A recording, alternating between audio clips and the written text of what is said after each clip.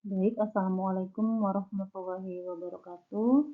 Materi selanjutnya adalah kita akan membahas mengenai sistem moneter internasional. Sistem moneter ini dapat didefinisikan sebagai kerangka kerja institusional saat kita akan menentukan pembayaran internasional, kemudian pergerakan modal yang diakomodasi, serta nilai tukar antar mata uang itu dilakukan. Nah, ini akan berhubungan dengan serangkaian perjanjian, kemudian aturan, institusi, ya, kemudian mekanisme dan kebijakan yang kompleks yang tentunya akan berkaitan dengan hal tersebut di atas atau dengan ketiga hal tersebut di atas. Nah, sejarah dari sistem moneter internasional ini melalui 5 tahap evolusi ya, atau 5 tahap perubahan, bimetalisme, kemudian standar emas klasik, kemudian interwar period, kemudian sistem Bretton Woods, dan rejim nilai tukar fleksibel atau mengambang terkendali. Nah, bimetalisme ini tahunnya sebelum tahun 1875. Nah, ini menggunakan standar ganda dalam mata uang bebas yang digunakan baik emas maupun perak. Contoh negaranya di Inggris Raya ini dipakai sampai tahun 1816. Di Amerika ini dipakai tahun 1792 sampai dengan 1873. Di Prancis dipakai sampai tahun 1878, kemudian Cina, India, Jerman, Belanda ini menggunakan standar perak. Nah, hukum Gresham ini menjelaskan bahwa rasio pertukaran antara dua logam secara resmi ini bersifat tetap. Hanya logam yang berlimpah saja ini yang akan digunakan sebagai mata uang. Nah, kemudian akibat dari logam yang langka di negara atau wilayah tersebut itu tidak diedarkan, dengan kata lain, uang yang buruk atau berlimpah ini harus mengusir dari uang yang baik atau uang langka. Nah, tetapi bagaimana jika uang baik itu menjadi uang yang justru berlimpah? Nah, ini ada kasusnya di tahun 1850-an di Prancis ya. Nanti kita lihat. Oke, kemudian setelah adanya standar bimetal tadi, nah beralih ke standar emas klasik. Nah, ini tahun 1875 sampai 1914. Nah, nilai tukar antara dua mata uang ini ditentukan berdasarkan kandungan emas dari mata uang tersebut. Nah, sebagian besar negara sudah memulai standar ini pada saat meletusnya Perang Dunia Pertama. Nah, di London ini menjadi pusat sistem dari keuangan internasional yang mencerminkan kemajuan perekonomian Inggris pada saat itu ya.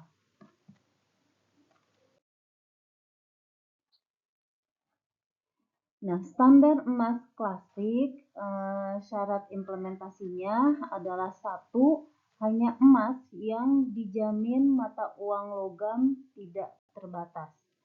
Kemudian terdapat konvertibilitas dua arah antara emas dan mata uang nasional pada rasio yang tetap. Kemudian emas dapat diekspor dan diimpor secara bebas. Nah, konvertibilitas ini dijamin dengan prinsip bahwa uang kertas bank ini harus didukung dengan cadangan emas sebesar rasio minimal yang ditentukan. Jadi uang emas itu beredar juga harus ada cadangan dari uang kertas ya. Nah, kemudian pasokan uang domestik itu harus naik turun sehingga pengeluaran penerimaan di negara tersebut. Ketidakseimbangan neraca pembayaran ini secara otomatis dikoreksi dengan menggunakan price specific flow mechanism atau mekanisme arus harga mata uang logam. Nah, kemudian standar emas klasik ini masih memiliki pendukung setia ya dengan argumen bahwa emas adalah alat pelindung dari nilai yang efektif apabila terjadi inflasi. Seperti itu ya. Menurut prinsip pendukung dari mata uang atau standar emas pada saat masa klasik ya.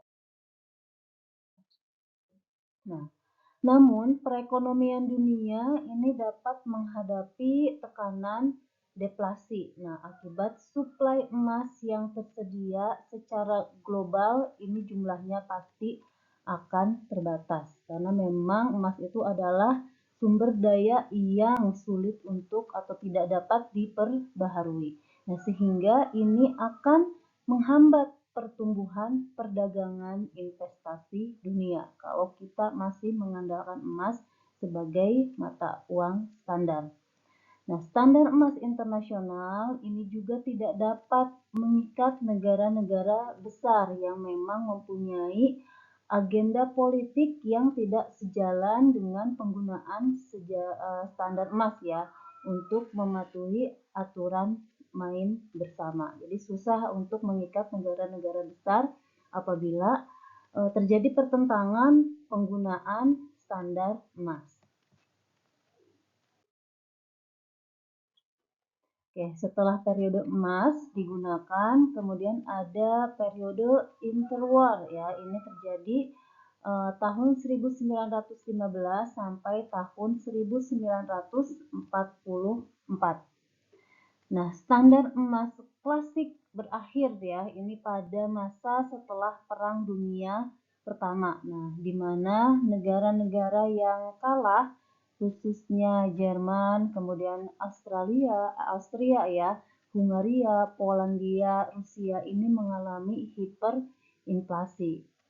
Nah, contoh Jerman ini mengalami kenaikan indeks harga sebesar 1 triliun kali lipat daripada sebelum perang. Hiperinflasi ya, inflasi yang sangat tinggi. Nah, fluktuasi nilai mata uang di masa tahun 1920-an ini membuat banyak negara menerapkan depresiasi habis-habisan agar dapat mengambil untung di pasar ekspor global. Banyak negara sepertinya kembali ke standar emas klasik setelah mulai pulih dari dampak perang. Namun itu cuma kedok saja ya agar mereka bisa mengimplementasikan kebijakan sterilisasi emas. Nah, kebijakan ini adalah untuk menyesuaikan arus masuk dan keluar dari emas ya, dengan cara pengurangan jumlah uang dalam negeri dan peningkatan kredit di dalam negeri. Nah, usaha untuk kembali ke standar emas klasik itu hancur total ya dengan adanya depresiasi besar tahun 1929. Nah, ini terjadi pengangguran yang sangat besar ya di Amerika Serikat dan juga tidak berhenti dan tidak selesai pada saat itu. Nah, ini kekacauan terjadi yang mengakibatkan ditarik keluarnya secara besar-besaran ini dana di berbagai bank di negara-negara besar ya. Tahap 1, nasionalisme ekonomi akibat Perang Dunia Pertama atau Perang Dunia ke-1 ya. Kemudian tahap kedua, standar ekonomi klasik gagal ya untuk dipulihkan karena setiap negara punya agenda politiknya masing-masing. Ketiga, ekonomi tidak stabil, bank-bank bangkrut karena terjadi penarikan dana secara besar-besaran. Dan tahap keempat, investor panik ya akibat depresiasi besar ini, ingin melarikan modal ke luar negeri, tetapi semuanya juga sama. Di luar negeri juga kondisinya mengalami kondisi yang sama.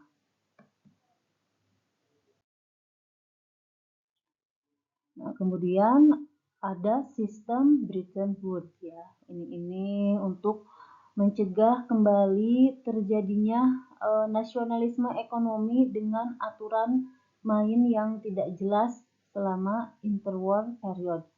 Nah, perwakilan dari 44 negara ini bertemu di Bretton Woods dan setuju untuk mengadopsi sistem moneter internasional yang baru. Pada tahun 1945 ditandatangani perjanjian yang melahirkan IMF dan IBRD atau Bank Dunia ya. IMF tujuannya untuk membuat, mewujudkan dan menegakkan serangkaian aturan yang eksplisit yang mengatur kebijakan moneter internasional. Sedangkan Bank Dunia ini bertanggung jawab atas pendanaan dari proyek-proyek pengembangan atau pembangunan di masing-masing negara pemohon kredit ataupun modal. Ya. Oke, sistem Bretton Woods ini pada dasarnya mewajibkan tiap negara untuk membentuk nilai pari ya, pari value, mata uangnya masing-masing terhadap dolar Amerika Serikat yang sepenuhnya dikonversi ke emas. Nah, negara yang fundamental ekonominya stabil harus mempertahankan nilai parinya dengan toleransi rate jual dan belinya kurang lebih 1%. Nah, negara yang fundamental ekonomi masih kurang stabil ini boleh untuk melakukan perubahan terhadap mata uangnya sejauh dirasakan memang perlu ya. Negara menggunakan emas dan valuta asing, khususnya dolar Amerika, sebagai alat pembayaran internasional. Karena dolar Amerika ini menjadi satu-satunya mata uang yang dapat dikonversi secara penuh ke dalam emas. Nah, contoh rupiah itu tidak bisa untuk ditukar dengan emas secara langsung. Kita harus beli dolar dan dengan dolar itu kita baru bisa menukarnya dengan emas. Nah, sistem ini sering juga disebut sebagai standar nilai tukar emas berbasis dolar.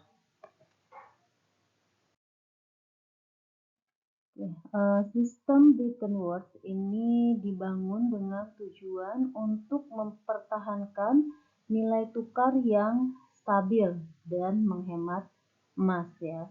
Keuntungan sistem nilai tukar emas ini, satu, cadangan falas dapat menghapus hal-hal yang dapat memicu deflasi di sebuah negara akibat bertambahnya jumlah pasokan emas secara global. Dua, setiap negara yang memiliki falas ini dapat memperoleh bunga, sedangkan emas tidak dapat memberikan bunga. Dan yang ketiga adalah membawa uang kertas atau emas, mana yang lebih praktis ya, ini kaitannya nanti dengan biaya transaksi. Profesor Robert Trippin menyebutkan bahwa sistem Bretton Woods ini akan hancur ya dalam jangka panjang. Nah, paradoks Trippin itu menyebutkan bahwa dolar Amerika Serikat adalah mata uang yang menjadi dasar cadangan yang akan ditukarkan dengan emas. Artinya, dolar Amerika Serikat ini harus disebar ke seluruh dunia yang menyebabkan harus membuat neraca perdagangan tiap tahunnya itu defisit terus ya. Nah, jika kondisi negara minus terus atau defisit, maka kepercayaan terhadap dolar Amerika Serikat ini akan turun. Nah, akibatnya krisis kepercayaan terhadap mata uang dolar Amerika Serikat. Nah, seperti itu ya, paradoks Trivium. Perjanjian Smithsonian ya, yang menyebutkan bahwa untuk mendevaluasi nilai tukar Amerika terhadap negara lain ini hanya berjalan setahun dan tidak mampu menstabilkan situasi yang sudah semakin memburuk ya. Nah, kemudian sistem ini berakhir tahun 1973 karena inflasi di Amerika yang diakibatkan oleh Perang Vietnam ya, dan adanya program Great Society. Kemudian ada defisit kembali di neraca perdagangan yang semakin berkepanjangan yang mengakibatkan bank di seluruh dunia dalam situasi harus membeli dolar semakin banyak di setiap tahunnya. Akhirnya sistem ini hancur ya. Nah, berikutnya adalah moneter internasional ini dengan rejim nilai tukar yang fleksibel ya. Rejim nilai tukar ini menggantikan sistem Bretton Woods ya, yang langkahnya ini dimulai tahun 1976 ketika ada perjanjian Jamaika. Yang terdiri dari satu, bahwa nilai tukar fleksibel ini dinyatakan dapat diterima oleh anggota IMF plus bank sentral masing-masing negara berhak mengintervensi aktivitas perdagangan falas yang tidak berdasar ataupun tidak jelas. Yang kedua, emas sudah bukan lagi cadangan internasional. Separuh stok emas global dikembalikan ke masing-masing negara anggotanya, separuh dijual dan hasilnya untuk membantu negara-negara miskin. Kemudian negara non-penghasil dan pengekspor minyak dan negara-negara miskin akan mendapatkan akses kepada dana IMF yang lebih besar. Nah, negara peminjam harus mengikuti semua saran pembangunan yang diberikan oleh IMF. Selama pemerintahan Presiden Ronald Reagan, suku bunga real di Amerika Serikat sengaja ditinggikan agar arus modal investasi asing masuk deras ke Amerika Serikat demi membuat atau membantu menopang defisit anggarannya. Jadi nilai suku bunganya itu dinaikkan ya agar menarik investor asing masuk ke Amerika. Nah, fluktuasi dolar pada tahun 1980 ini sangat besar dan dolar Amerika menjadi terlalu mahal sehingga membuat para negara industri sepakat untuk merancang sistem nilai tukar yang lebih stabil dalam skala yang jauh lebih besar.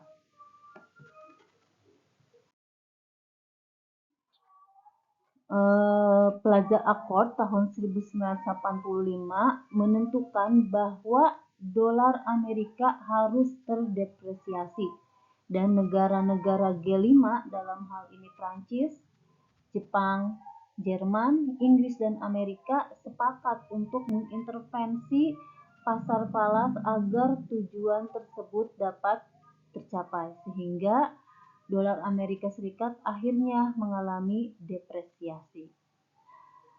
Lover Accord tahun 1987 menandai lahirnya sistem mengambang terkendali atau floating rate saat negara G7 bergabung untuk mengintervensi pasar falas untuk mengkoreksi nilai mata uang yang dipandang kemahalan ataupun lebih murah.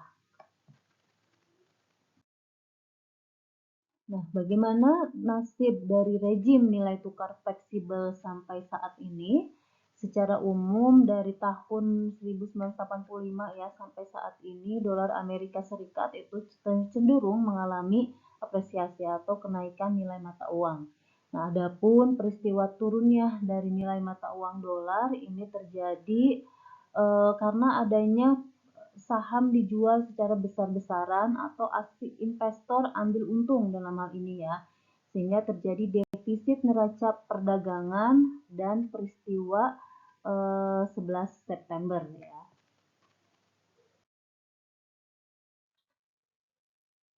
Selanjutnya adalah sistem moneter di Eropa. Pada tahun 1979, negara masyarakat ekonomi Eropa ini meluncurkan EMS ya, IMS, Europe Monetary System. Nah, hal ini untuk membentuk zona stabilitas moneter di Eropa, mengkoordinasi kebijakan nilai tukar terhadap mata uang non-IMS, sehingga membuka jalan bagi Serikat Moneter Eropa. Nah, dua instrumen utama dari IMS ini adalah unit mata uang Eropa dan mekanisme nilai tukar. Sistem moneter Eropa atau ECU adalah sekelompok mata uang yang terdiri dari mata uang anggota IMS dan bertindak sebagai unit hitung IMS.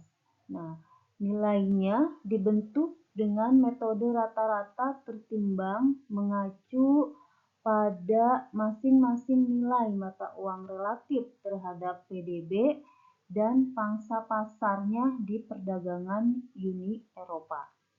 Nah, ILM ini mengacu pada prosedur bahwa anggota IMS ini secara bersama-sama mengatur nilai tukar mereka. Nah, ILM ini didasarkan pada parity grid yang harus dipertahankan oleh para negara-negara anggota. Nah, parity grid ini adalah sistem nilai pari antar mata uang anggota-anggota ILM.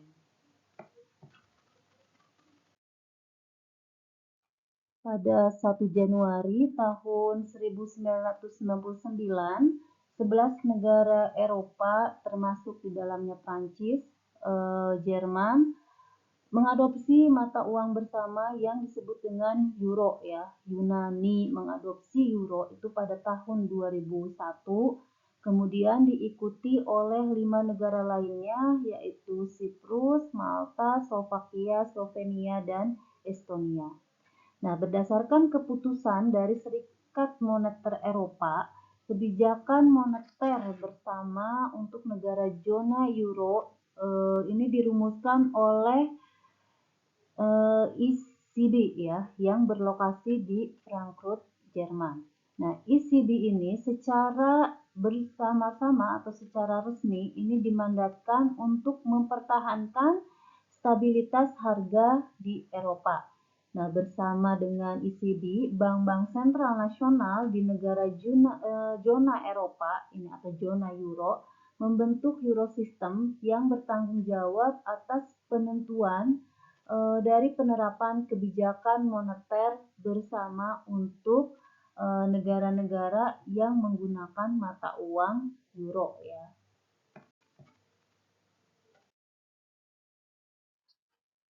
Ya, negara zona euro ini mendapatkan manfaat secara langsung ya dari pengurangan biaya transaksi dan penghapusan ketidakpastian dari nilai tukar. Nah, munculnya euro juga akan membantu mengembangkan pasar modal di seluruh benua Eropa, sehingga memungkinkan perusahaan itu memperoleh modal pada tingkat yang menguntungkan, sehingga mengurangi biaya untuk dapat memperoleh modal usaha. Nah, hal ini memacu setiap negara untuk semakin kokoh membangun persahabatan politik dan menjaga perdamaian sebagai keluarga besar ya, sebagai keluarga besar masyarakat Eropa. Kerugian dari adanya persekutuan Eropa ini adalah secara langsung bagi masing-masing negara Eropa akan hilang kemandirian secara kebijakan moneter maupun kebijakan nilai tukar secara nasional ya. Jadi mereka akan bersama-sama tergabung dalam masyarakat Eropa ya, sehingga kebijakan negaranya sendiri ini sudah hilang atau nggak ada ya. Kemudian yang kedua terkait dengan teori optimum currency area, kriteria yang seharusnya relevan untuk mengidentifikasi dan mendesain zona mata uang bersama adalah derajat mobilitas faktor atau modal dan tenaga kerja dalam zona tersebut. Nah, Austria, Belgia, Prancis, Luxembourg, Belanda, dan Jerman adalah negara-negara yang memenuhi teori dari OCE ini ya, OCE. Nah, Denmark, Italia, dan Inggris ini negara yang tidak memenuhi teori optimum currency area. Nah, peristiwa sejarah lainnya terkait dengan sistem moneter dunia. Yang pertama adalah krisis peso di Meksiko saat itu ya. Kemudian krisis mata uang Asia ya. Pada saat itu tahun 98, Baht Thailand, Rupiah Indonesia, Ringgit Malaysia, Peso Filipina, Won Korea.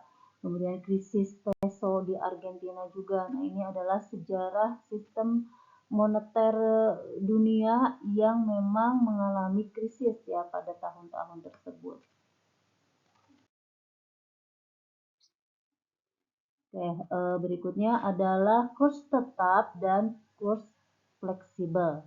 Nah, sementara anggota inti dari masyarakat ekonomi Eropa ya, yang meliputi Prancis dan Jerman, menyukai sistem nilai tukar tetap fixed rate. Negara-negara maju lain, ini seperti Amerika dan Jepang, lebih suka dengan sistem nilai tukar yang bersifat fleksibel. Nah, berdasarkan sistem nilai tukar fleksibel, pemerintah dapat mempertahankan independensi dari kebijakan karena keseimbangan eksternal ini akan tercapai melalui penyesuaian kurs daripada intervensi kebijakan.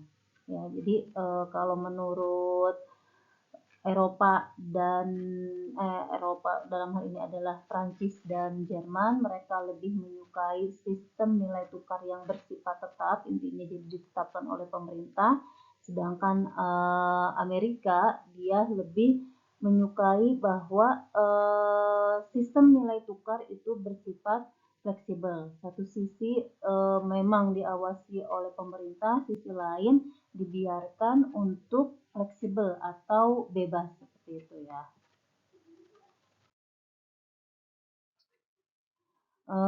Namun ketidakpastian dari nilai tukar ini dapat berpotensi menghambat perdagangan dan investasi internasional.